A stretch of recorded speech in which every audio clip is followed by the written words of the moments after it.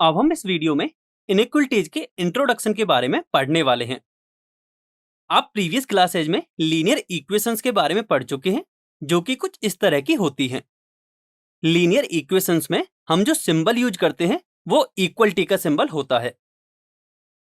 अब हम इस चैप्टर में लीनियर इनइक्वलिटीज के बारे में पढ़ने वाले हैं। ये कुछ इस तरह की होती हैं।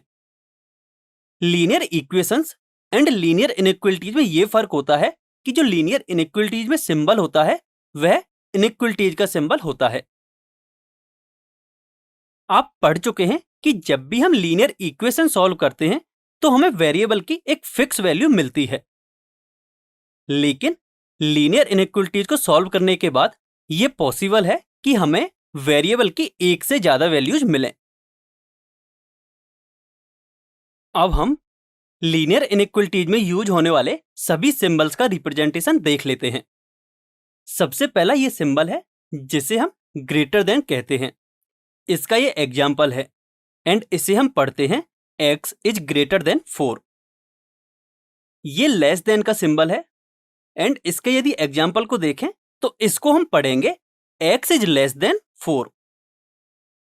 ये ग्रेटर देन और इक्वल टू का सिंबल है। इसका ये एग्जाम्पल है एंड इसे हम पढ़ते हैं x इज ग्रेटर देन और इक्वल टू 4। ये लेस देन और इक्वल टू का सिंबल है। इसका एग्जाम्पल ये है एंड इसे हम पढ़ेंगे x इज लेस देन और इक्वल टू 4।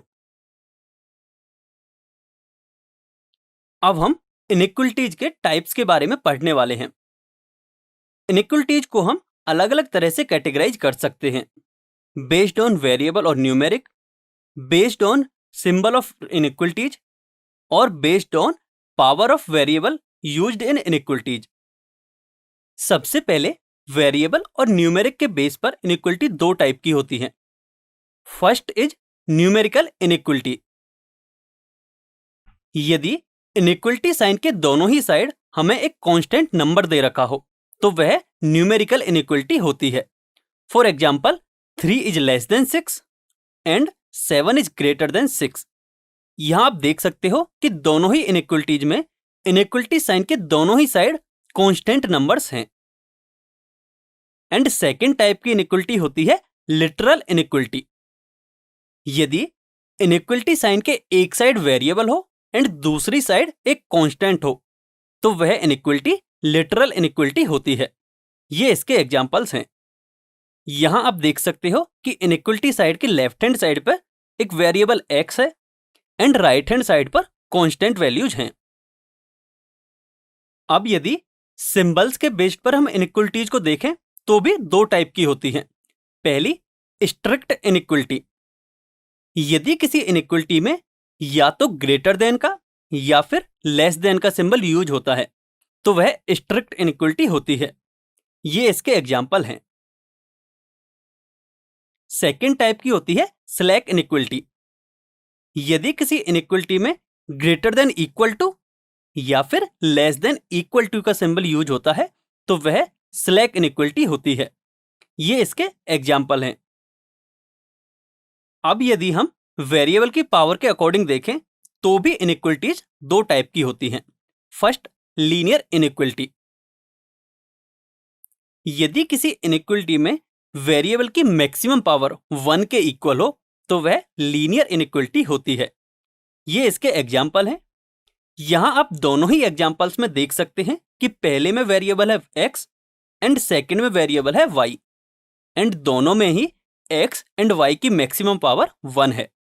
इसलिए ये दोनों ही लीनियर इनइक्वलिटी के एग्जाम्पल हैं। सेकेंड टाइप की होती है क्वाड्रेटिक इनइक्वलिटी। यदि किसी इनइक्वलिटी में वेरिएबल की मैक्सिमम पावर 2 के इक्वल हो तो वह क्वाड्रेटिक इनइक्वलिटी होती है। ये इसके एग्जाम्पल हैं। यहां आप देख सकते हो कि दोनों ही एग्जाम्पल्स में x की मैक्सिमम पावर 2 के इक्वल है। अब एक और स्पेशल टाइप की इनइक्वलिटी होती है जो कि होती है डबल इनइक्वलिटी। यदि किसी इनइक्वलिटी में दो बार इनइक्वलिटी साइन का यूज होता है तो वह डबल इनइक्वलिटी होती है। ये इसके एग्जाम्पल हैं। इन दोनों ही एग्जाम्पल्स में आप क्लियरली देख सकते हो कि दो बार इनइक्वलिटी साइन का यूज हुआ है, इसलिए ये डबल इनइक्वलिटी के एग्जाम्पल्स हैं। अब यदि हम इस इनइक्वलिटी की बात करें तो यह एक लीनियर इनइक्वलिटी है। अब यदि हम इनइक्वलिटीज के सिंबल्स के अकॉर्डिंग देखें तो यह स्ट्रिक्ट इनइक्वलिटी होगी, क्योंकि इसमें लेस देन सिंबल का यूज हो रहा है। एंड यदि हम इस इनइक्वलिटी को वेरिएबल और न्यूमेरिक के अकॉर्डिंग देखें तो यह लिटरल इनइक्वलिटी होगी, क्योंकि इसके लेफ्ट साइड में वेरिएबल है एंड राइट साइड में एक कांस्टेंट वैल्यू है। तो आपने यहां से क्या सीखा?